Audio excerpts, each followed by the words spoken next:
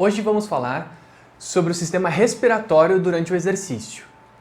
Bom, primeiro vamos relembrar um pouquinho do sistema respiratório, né? E das suas estruturas. Eu não botei aqui no quadro, mas nos slides vocês podem conferir depois, fazer aquela revisão de fisiologia básica, né? A faringe, laringe, traqueias, brônquio, bronquíolos, brônquios terminais, alvéolos e depois as vênulas e as arteríolas que se comunicam por meio de capilares com os alvéolos, né? Toda aquela estrutura do sistema respiratório. Mas o que é importante para a gente aqui é entender como o exercício, o sistema respiratório se comporta durante o exercício, né? Como que a gente pode compreender essa relação do sistema respiratório com o exercício? Bom, em primeiro lugar vem os músculos que vão controlar a respiração durante o exercício e durante o repouso, né? É importante a gente compreender qual a função desses músculos para poder compreender qual a relação que eles vão ter com a prática do exercício. Então aqui eu desenhei basicamente os músculos intercostais, certo? Então aqui desse lado vocês têm os intercostais internos, os intercostais externos, tá? Aqui entre as costelas. Aqui está o esternocleidomastoideu, esse músculo grande aqui que se insere aqui na parte mais superior do externo.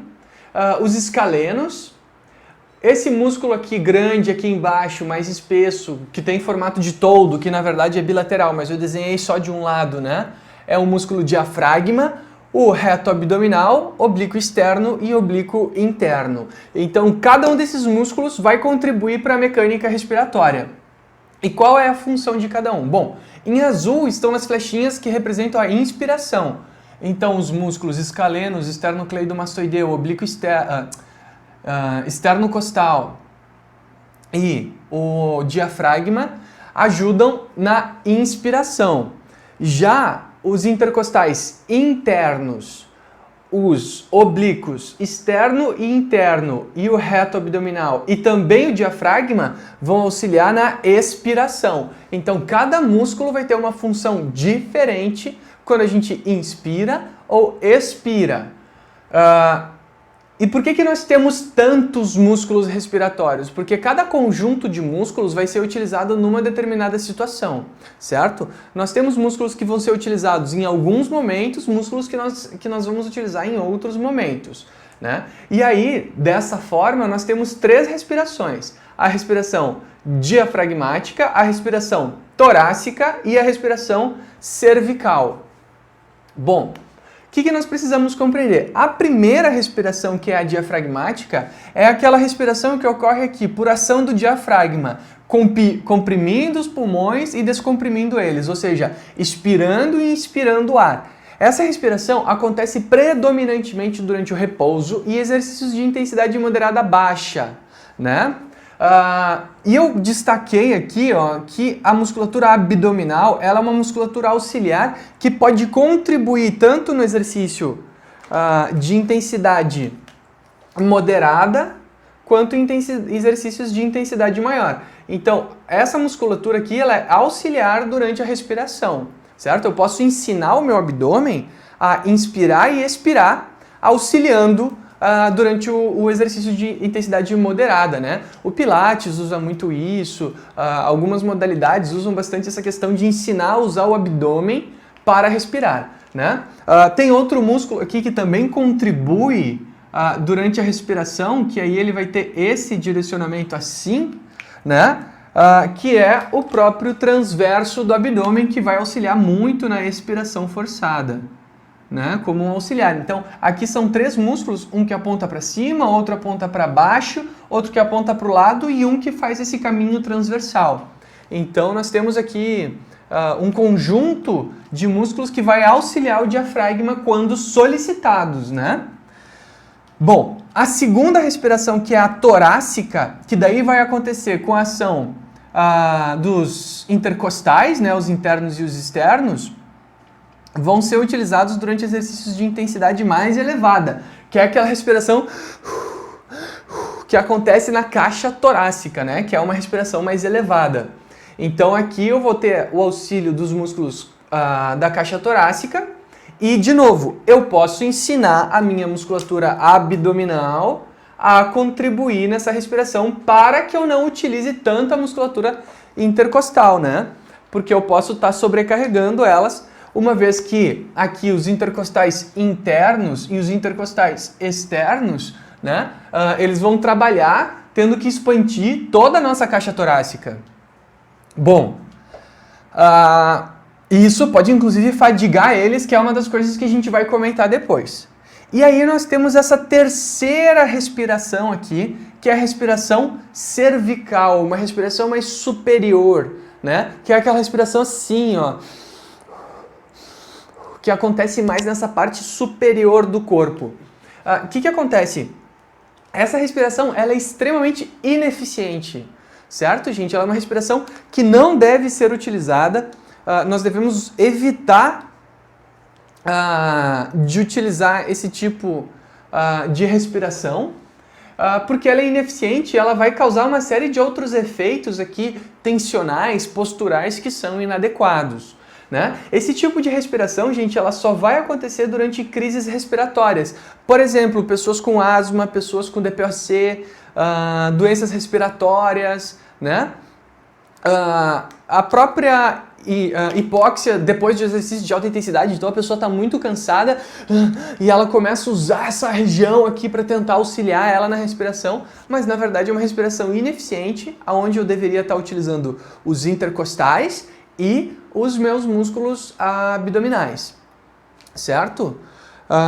É importante que isso esteja claro, né? Que essas respirações elas ocorrem em situações específicas, com músculos específicos contribuindo para ela, diafragmática, na primeiro tipo de respiração, torácica, segundo tipo de respiração, sendo que os músculos abdominais são auxiliares nessas duas primeiras, e a musculatura cervical aqui, com o esternocleidomastoideu e com os escalenos aqui em cima, né? Que estão mais inseridos aqui próximo às nossas costelas, certo?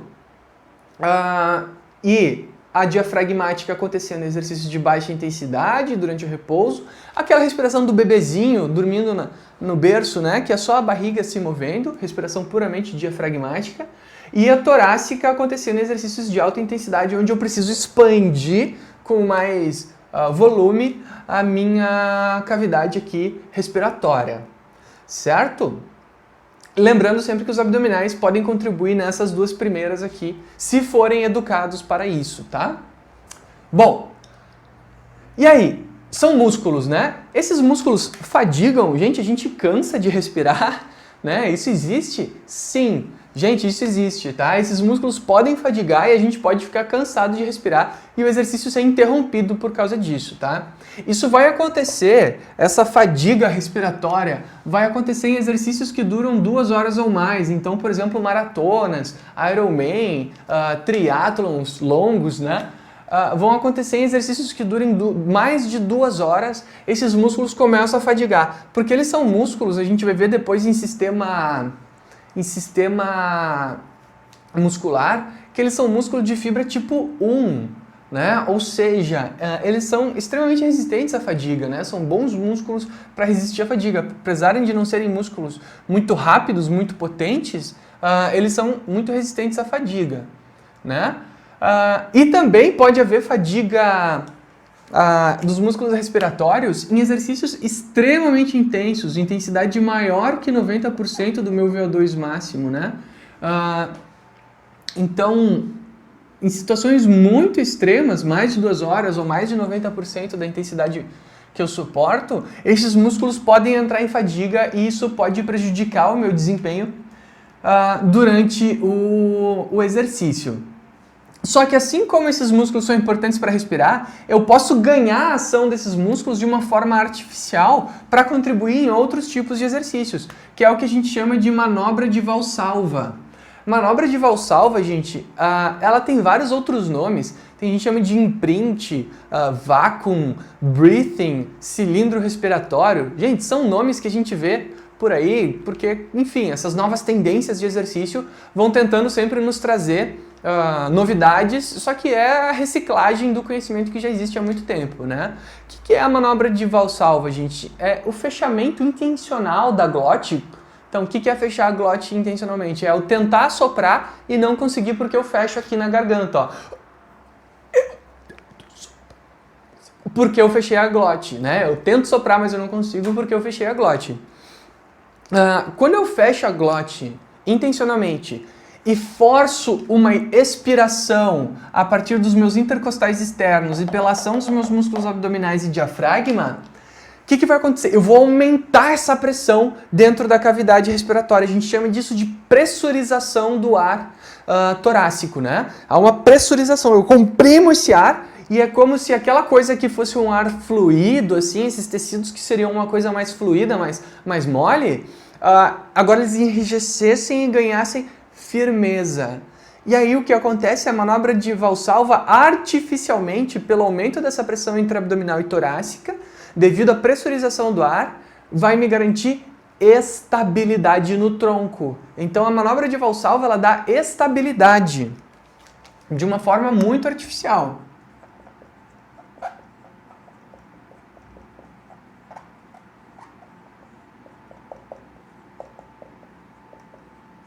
Certo? Por que artificial, gente? Porque não é por força das minhas musculaturas estabilizadoras, né? Longuíssimo lá na coluna, o próprio latíssimo do dorso que ajuda a dar essa estabilidade de tronco, o reto femoral, oblíquo externo, oblíquo interno, transverso de abdômen, todos esses músculos contribuem muito para a estabilidade do tronco.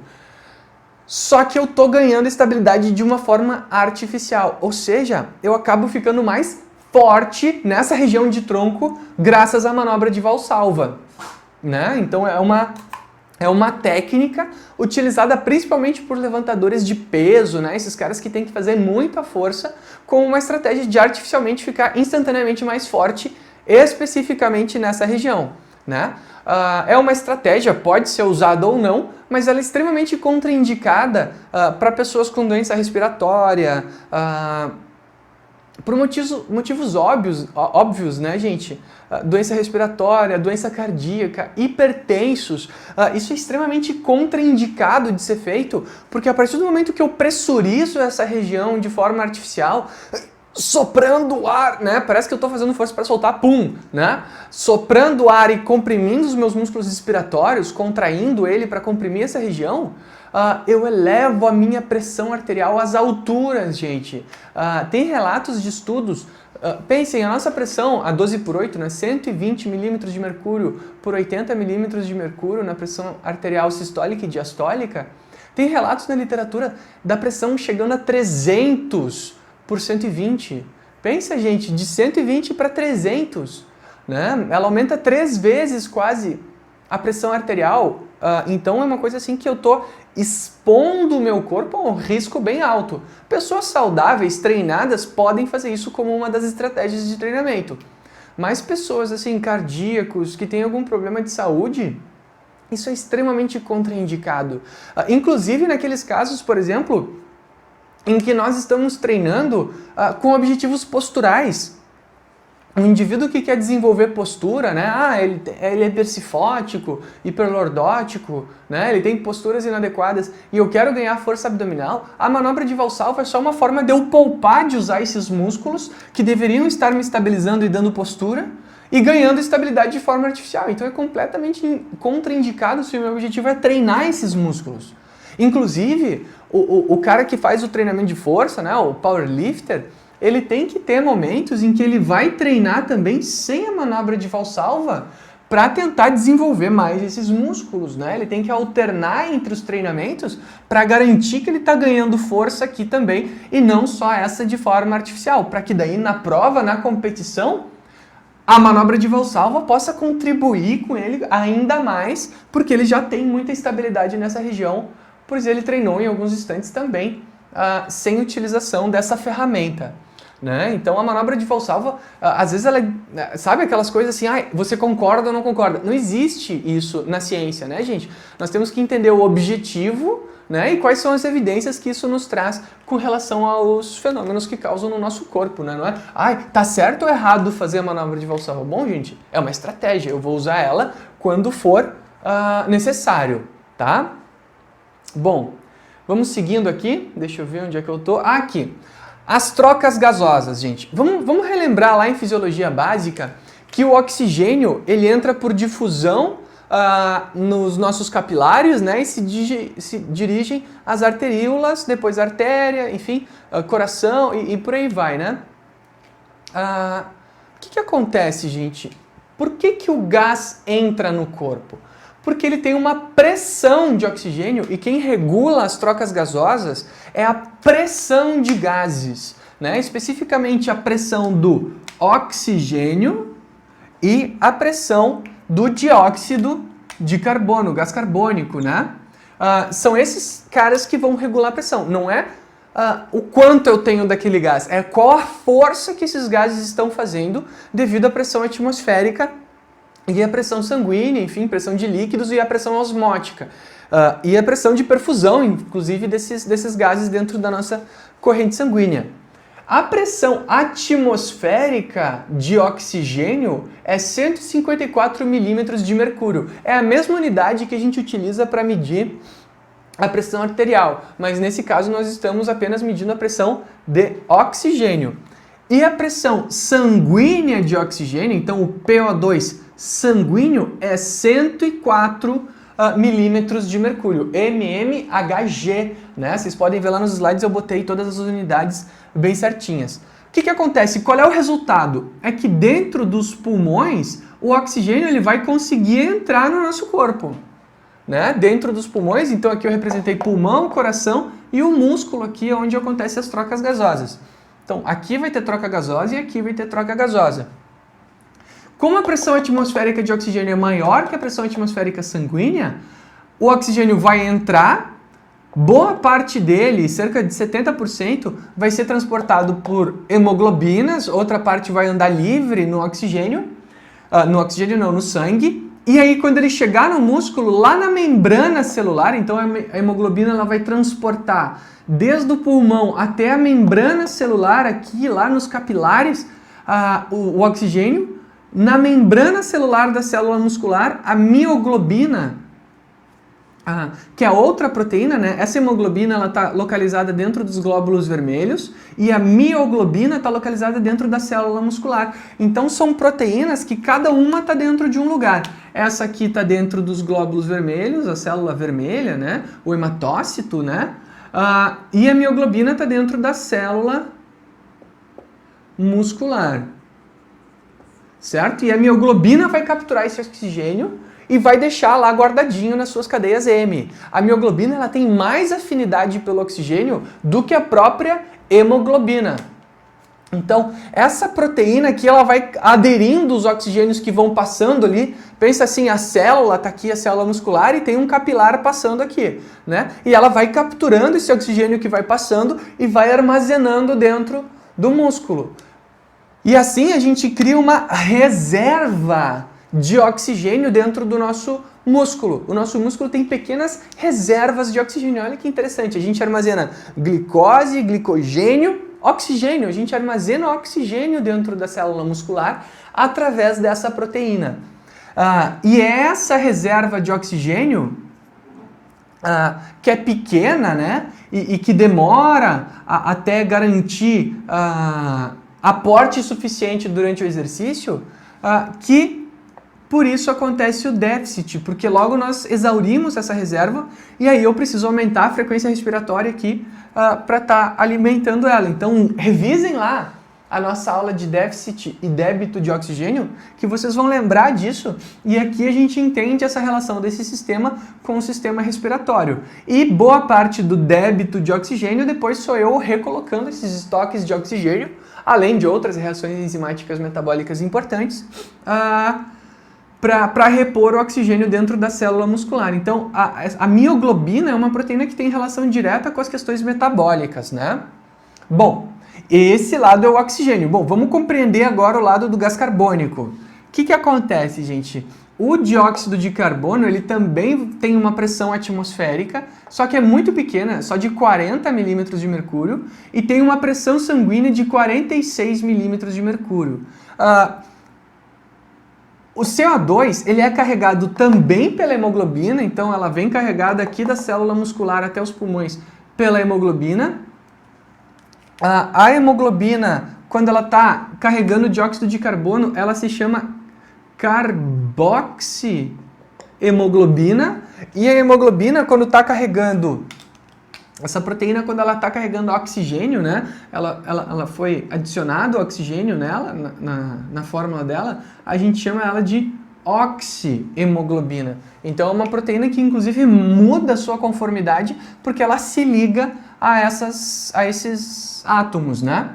Mas boa parte, quase 90% aqui do dióxido de carbono, gente, dentro do sangue, vai estar sendo transportado como ácido carbônico, né? O CO2 vai se misturar com a água, né? E vai formar HCO, né? O HCO, que é o ácido carbônico, gente, HCO3, vamos colocar aqui a fórmula dele, HCO3-, o que acontece? O ácido carbônico, ele vai ser responsável então por liberar esses hidrogênios, ao se misturar com água, liberar hidrogênios dentro da corrente sanguínea, e esse vai ser o grande responsável pela diminuição do pH.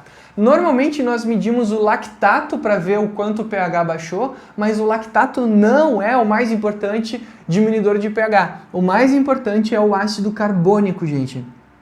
Apesar dos dois andarem juntos, o ácido carbônico tem um poder de diminuição do pH, de liberação de hidrogênios e diminuição do pH muito mais relevante do que o lactato. E assim como o lactato tem seu limiar, a ventilação também tem seu limiar. Ou seja, nós começamos o exercício durante o exercício incremental, né? Fazendo exercício com um ritmo respiratório, até que a gente vai aumentando a intensidade, e o nosso ritmo respiratório, ele tá numa vertente assim e ele aumenta exponencialmente, da mesma forma que o limiar de lactato. É incrível ver isso, né? Aqui, ó, se vocês olharem esse gráfico aqui, onde eu tenho ventilação por VO2, olha só, ela começa aumentando bem devagarinho e de repente, pá, aumenta super rápido, né, a ventilação. Por quê? Basicamente porque aqui está ocorrendo o meu limiar ventilatório. E o limiar ventilatório, ele é quase igual, às vezes não é, ao limiar de lactato. Então essa também é uma forma de medir o limiar de lactato se eu tiver acesso à frequência e volume respiratório, né? É mais difícil ter essa informação porque daí eu preciso de um ergospirômetro, né? Aquela máscara assim, para poder fazer essa medida. Certo? Como a pressão do CO2 é maior no sangue e menor na atmosfera, aí o que vai acontecer? O CO2 vai sair para a atmosfera, né? Então todo aquele CO2 produzido aqui no ciclo de Krebs dentro da célula muscular, o que vai acontecer com ele? Ele vai ser agora enviado, ele vai ter uma pressão alta, né? Uma pressão de CO2 alta, que vai enviar esse CO2 embora para a atmosfera, certo? Bom, agora vamos ver como que cada uma dessas coisas se comporta durante o exercício, né? Eu escolhi aqui o exercício incremental porque como ele vai ter variação de intensidade, eu consigo ter um pouquinho mais de informações a respeito dele durante o exercício, né? Bom, o que acontece? Primeiro, tem 3 elementos-chave que vão mudar mais durante o exercício. O primeiro é a pressão de oxigênio, né? A pressão de oxigênio, conforme a gente aumenta a intensidade, né? Então aqui PO2 e aqui VO2. VO2, gente, é a mesma coisa que intensidade, né? Aqui 100% do meu consumo de oxigênio é a maior intensidade que eu aguento, né? A gente tem que entender isso como sinônimos. A pressão de oxigênio, quanto mais intensa é o exercício, menor é a pressão de oxigênio. Por quê? porque eu estou consumindo mais oxigênio aqui na célula, eu tenho maior consumo de oxigênio e eu não dou conta de transportar oxigênio suficiente aqui pela perfusão aqui nos alvéolos para a corrente sanguínea. Então, devagarinho vai diminuindo a pressão que eu consigo ter de oxigênio na minha corrente sanguínea, certo? Durante o exercício, o pH também, conforme eu vou aumentando a intensidade, ele vai caindo devagarinho, até que começa a cair muito rápido, né? Intensidades moderadas a altas aí. Isso começa a condizer aqui com o limiar ventilatório e com o limiar de lactato, então o meu pH também cai quanto maior a intensidade do exercício. Isso nós já tínhamos visto em lactato, né? Que o pH tem relação com a intensidade de exercício. E a minha ventilação aumenta conforme eu aumento a intensidade do exercício. Bom, isso é fácil, né? Barbada, é óbvio que eu vou consumir mais oxigênio e vai ter menos oxigênio no sangue. É óbvio que eu vou ter mais HCO no sangue e vai diminuir o pH. É óbvio que se eu tiver mais HCO e menos O2, eu vou ter que começar a respirar mais, né? Esses três elementos aqui, eles são previsíveis. Mas e qual é a diferença desses elementos aqui, gente? Numa pessoa treinada. Olha só que interessante. Um indivíduo treinado, ele vai também ter uma diminuição do O2, mas em intensidades muito altas, ele vai ter uma diminuição abrupta da pressão de oxigênio, né? A gente chama isso aqui de hipóxia ou hipoxemia induzida pelo exercício de alta intensidade, né? O que é essa hipoxemia induzida pelo exercício de alta intensidade, gente? É o quê? A captura do oxigênio, ela tá tão alta, isso em indivíduos altamente treinados, eles têm que ter um VO2 aí maior que 60, tá, gente? São atletas, né? Que tem uma capacidade de consumir, de absorver oxigênio muito rápida, muito forte, muito potente, né? Eles capturam oxigênio demais, só que a capacidade alveolar de difusão do oxigênio para a corrente sanguínea não é tão alta. E aí o que acontece? Eles consomem todo o oxigênio que tem no sangue, né? Então, a grosso modo, é uma falta de ar causada pelo meu bom condicionamento. Eles não sentem isso como um sintoma, mas quando a gente olha no sangue, a quantidade de oxigênio que tem no sangue deles é uma quantidade bem baixa durante exercícios de intensidade muito alta. Bom, o pH. Bom, o pH é ainda mais interessante, né? O pH, o que acontece? Ele vai ter, nós teremos mecanismos de controle, né? Uma pessoa treinada, assim, vamos botar assim, ó, que o pontilhadinho e o contínuo são coisas diferentes, né? O pontilhadinho é o guia aqui, o destreinado, e o contínuo são vocês aqui, né? Treinados, né? Então, os treinados aqui, que são vocês que estão me assistindo, o que acontece? Vocês conseguem manter o pH constante por mais tempo, né? O que acontece? Por ter um consumo de oxigênio melhor, condições de tamponamento, de controle ácido básico mais eficientes, mais hemoglobinas, mais glóbulos vermelhos para carregar todo esse dióxido de carbono, o pH ele é levemente mais controlado, né? Inclusive essa pessoa ela vai ter menos sintomas da acidose sanguínea, que são aquele mal-estar do exercício de alta intensidade, né? E assim como, né, isso aqui no pH, e assim como no limiar de lactato que nós vimos antes, o limiar ventilatório também vai se comportar diferente. O que acontece? Eu vou ter um limiar ventilatório mais tardio, ou seja, eu vou ter um limiar ventilatório a maiores intensidades de treinamento do exercício, certo? O treinamento ele vai me trazer para limiares maiores. Então uma pessoa treinada, ela vai começar o exercício respirando parecido com uma pessoa destreinada, só que lá em intensidades moderadas, a pessoa destreinada já vai estar ofegante, entrando em hiperventilação, enquanto o indivíduo treinado está ali controlando essa respiração, né, fazendo o exercício corretamente. Até porque ele pode ter treinado as musculaturas acessórias para contribuir aqui nessa parte, né? Ele pode ter músculos mais resistentes, ter mais proteína e hemoglobina, ter mais mioglobina, ter mais células sanguíneas, ter mais mitocôndrias. São diversas as adaptações que o exercício nos traz que podem contribuir para esses três fenômenos, né? O primeiro, a hipoxemia induzida pelo exercício, alto consumo de oxigênio pela mitocôndria, a diminuição do pH, que é a eficiência do sistema de controle do pH sanguíneo, e aqui a ventilação controlada pelo maior número de mioglobinas, hemoglobinas, células vermelhas e mitocôndrias. O sistema responsável pelo controle da respiração dentro do sistema nervoso central, especificamente a parte responsável por isso é o bulbo, né? O bulbo, através do nervo frênico, controla o diafragma, controlando amplitude e frequência respiratória. Por que ele faz esse controle de amplitude e frequência respiratória? Para aumentar o volume respiratório que nós vimos antes e aquele comportamento gráfico com relação à intensidade do exercício, né? Então, tanto o volume quanto a frequência, então a quantidade de ar e o número de vezes que a gente respira,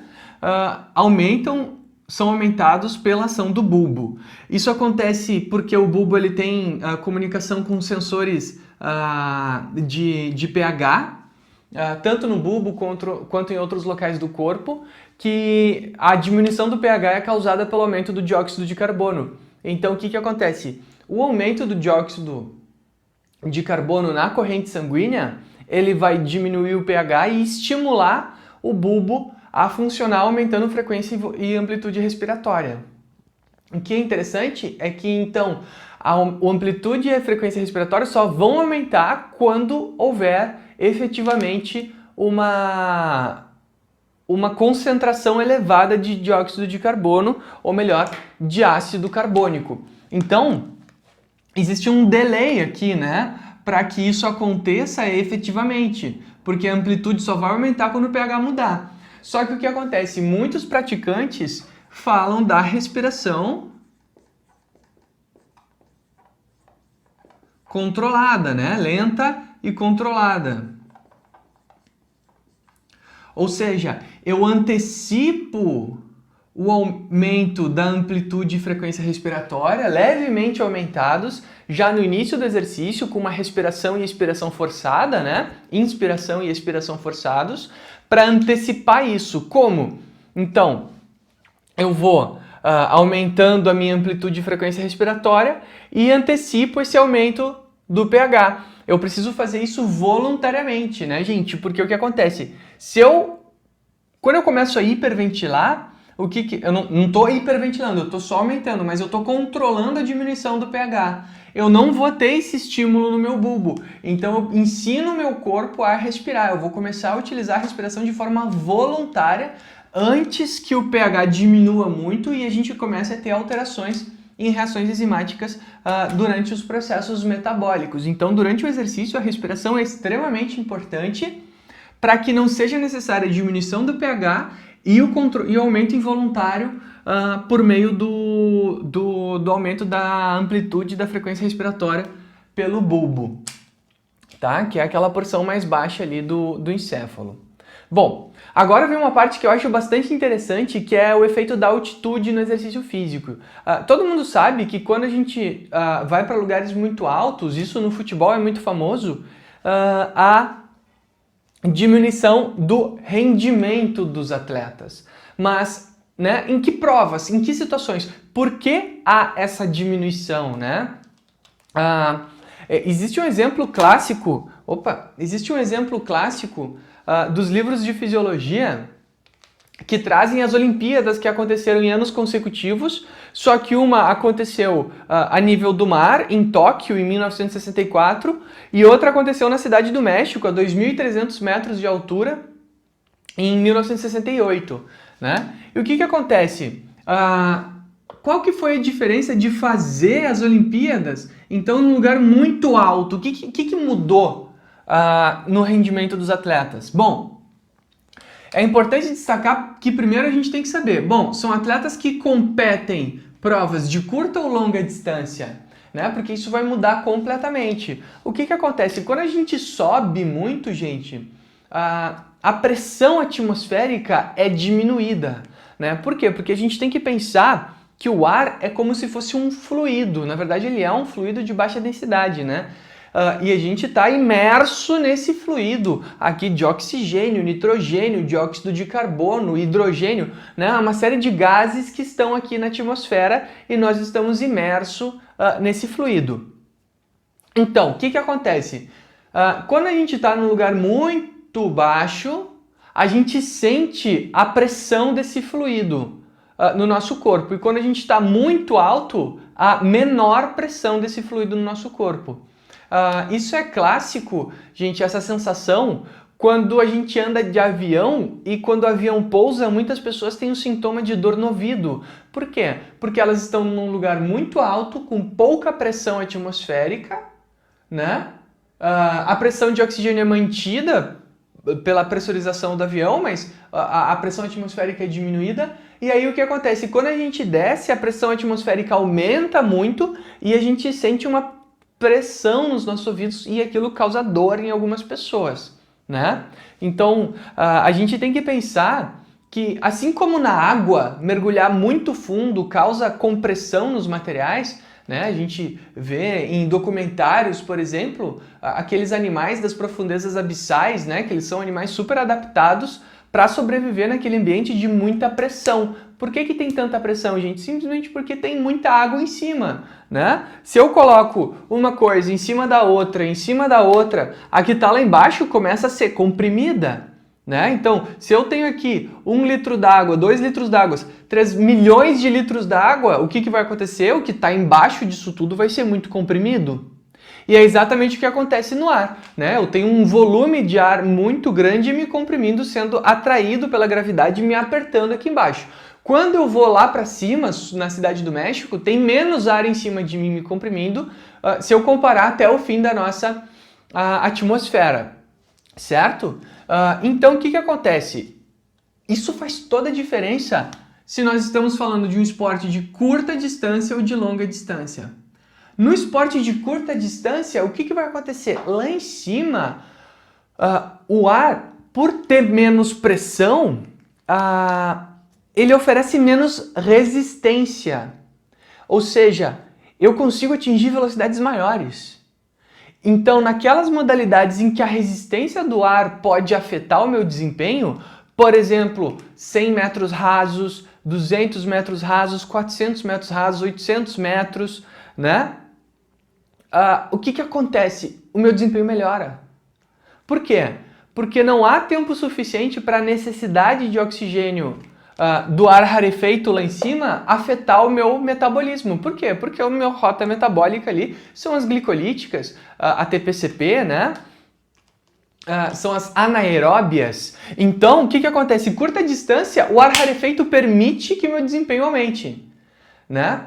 Então, se a gente olhar o desempenho de 64 para 68, né, Tóquio para a Cidade do México, o que acontece? O desempenho nessas provas curtas todos melhoraram, a ponto de, se alguém bater um recorde hoje em dia em cidades muito altas, não em Olimpíadas especificamente, mas se alguém bater um recorde, por exemplo, numa cidade muito alta, esse recorde pode ser invalidado, né? Porque isso é considerado uma espécie de doping, afinal de contas, quem está treinando, quem está competindo em lugares altos vai ter muita vantagem de quem está competindo em lugares baixos, né? Eu não posso comparar um recorde na Cidade do México com outro numa cidade a nível do mar, né? Em Sydney, por exemplo. Então, a gente tem que cuidar com esses aspectos e o Comitê Olímpico leva isso muito a sério.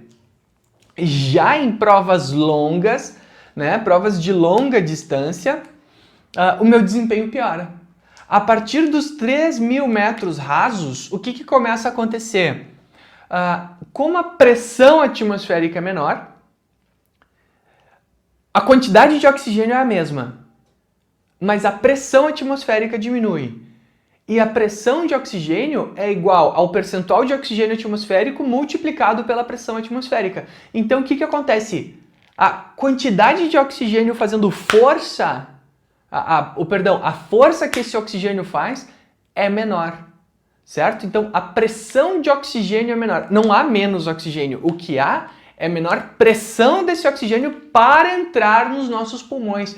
Lembrem lá de Fisiologia 1 que o que define a entrada do gás na corrente sanguínea ou não é o grau de pressão daquele gás, né? E daí isso vai garantir a difusão daquele gás através da membrana do alvéolo. Então, o que acontece? Aqui em altitude, as atividades aeróbias, então, provas a partir de 3.000 metros de distância, né? Ou seja, que passam de 5 minutos de competição, né? 1.500 metros é uma prova um pouco que está entre as duas, né? Porque ela demora 3.000 metros, então ela está no fim, 3 minutos, perdão, ela está no fim da glicolítica e está iniciando a aeróbia, né? Então ela pode variar um pouquinho ou pode até melhorar o desempenho em altitude. Mas a partir de 5.000 metros, gente, todos os desempenhos pioram, né? Essas provas aqui de longa distância, por haver menos pressão de oxigênio, a gente tem aqui já um desempenho inferior devido à diminuição da pressão de oxigênio, ok? Bom, então, se nós sabemos já que o desempenho muda lá em cima, e se nós utilizarmos isso como uma ferramenta, né? Porque o que acontece, gente? Existe uma questão que nós chamamos de aclimatação, né? Algumas pessoas já viajaram, por exemplo, para lugares muito altos, a própria cidade do México, ou Machu Picchu, por exemplo, né? Inclusive vai fechar daqui a pouco.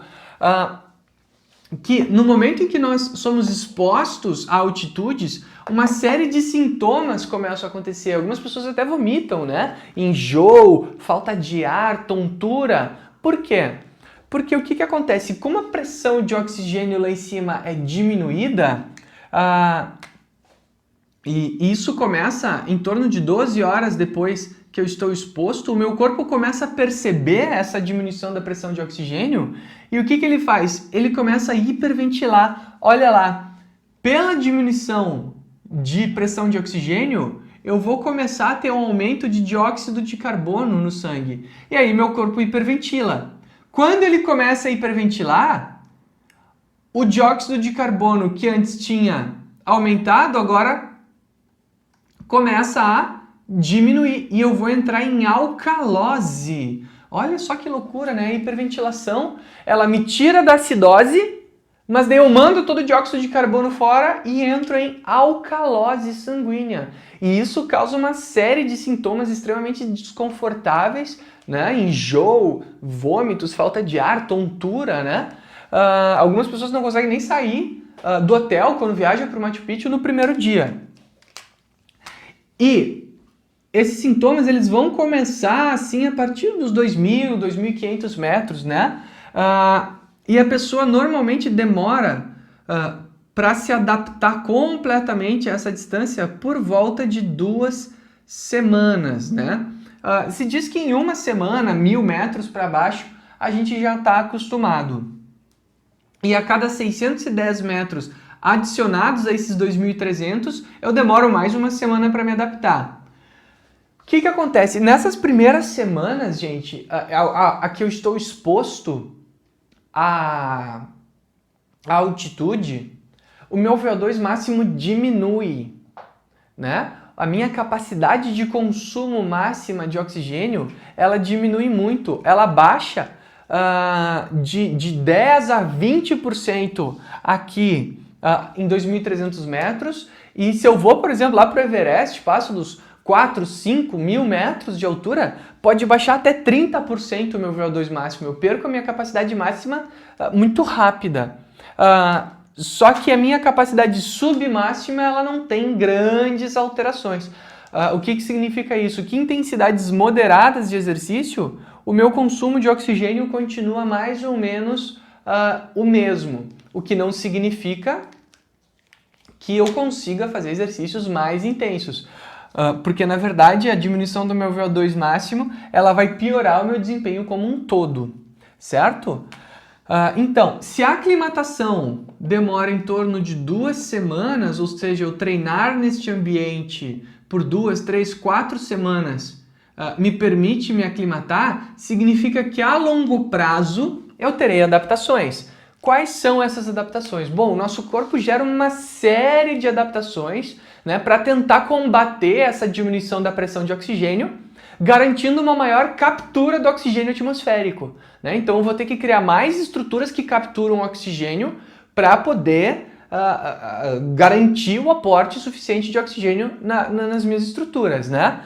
Quais são as adaptações? Primeiro, eu vou ter um processo de eritropoiese, né? Ou seja, produção de células sanguíneas. A principal glóbulo vermelho que vai transportar o oxigênio dentro da hemoglobina, que também vai aumentar. Né? Essa proteína que está lá dentro do glóbulo vermelho, ela vai aumentar a sua concentração. Então, além de mais glóbulos vermelhos, eu vou ter também mais hemoglobinas dentro de cada glóbulo vermelho, o que permite que cada glóbulo vermelho carregue mais oxigênio. Bom, além disso, eu vou começar a aumentar o número de mitocôndrias, né? A gente chama isso de densidade mitocondrial. Então, cada músculo, cada célula vai começar a aumentar seu número de mitocôndrias para poder ter mais usinas de força, né? Para produzir energia pela via aeróbia. E há também um estímulo de capilarização, né? E como eu disse, essa aclimatação ela demora em torno de 2 semanas aqui. E nessas 2 semanas, treinando em altitude, eu posso ter um aumento do meu VO2 máximo de 1 a 8%. Né? Então, o que acontece?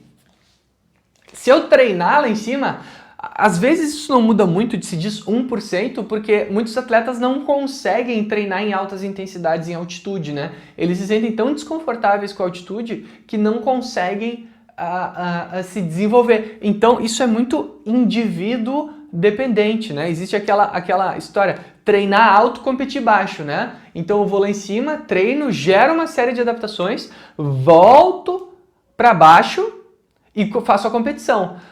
O que acontece é que a competição não pode demorar muito para acontecer também, porque em questão de 15 dias eu perco as minhas adaptações, certo? Então esse VO2 que eu ganhei lá em cima, né? Porque eu testei o VO2 lá embaixo, em 2 semanas ele já volta ao normal, porque o meu corpo vai descartar essas novas estruturas que ele me deu para realizar o exercício lá em cima. Bom, pessoal, isso é sistema respiratório. Umas curiosidades interessantes, por exemplo, sobre aqui a questão da altitude, é que é possível simular ambiente elevado com câmaras hipobáricas. Né? Existe até uma marca brasileira que fabrica, onde se diminui a pressão de oxigênio, diminuindo a pressão atmosférica. Só que o que acontece? Se vendia muito aquelas máscaras que dizia que simulava a altitude. Gente, mentira! Tá? Aquilo é uma máscara que só dificulta o ar de entrar no meu corpo, ele não está diminuindo a pressão atmosférica, sabe? A gente tem que ter cuidado, esses caras às vezes do comércio, eles pegam pesado assim nas promessas, né? Não significa que porque eu estou dificultando a entrada de ar no meu corpo, eu vou ter adaptações respiratórias semelhantes à da altitude, né? O que eu vou ter que começar a fazer é mais força com meus músculos respiratórios. Então, existe uma diferença aqui nas adaptações, tá? Então, gente, terminamos a aula de sistema respiratório. Não se esqueçam dos quais são os músculos respiratórios que são importantes para a inspiração e expiração. Vejam com bastante atenção os 3 tipos de respiração: torácica, diafragmática e cervical, e os músculos auxiliares abdominais que podem ser ensinados a ser utilizados. São importantes serem utilizados inclusive pelas populações com doenças diversas, por exemplo, a doença pulmonar obstrutiva crônica e a asma, né, que causam diminuição do VO2, e essas doenças, elas com simples exercícios respiratórios, eu já consigo aumentar o VO2 desses indivíduos, né? DPOC e asma, por mais que sejam doenças crônicas, né, a asma até se cura em alguns adultos, mas o DPOC que é incurável, o exercício respiratório pode ser uma boa maneira de ensinar essa pessoa a consumir mais oxigênio e ter uma vida melhor. Não se esqueçam também daqueles aspectos que a gente falou sobre pressão de oxigênio, correto? sobre pressão de dióxido de carbono, sobre os efeitos do exercício incremental, a hipóxia causada nos atletas, acidose sanguínea e limiar ventilatório. São conceitos importantes que vão estar nas questões que eu vou postar, certo? Qualquer dúvida, estou à disposição. Por favor, me mandem mensagens ali no AVA. Um abraço.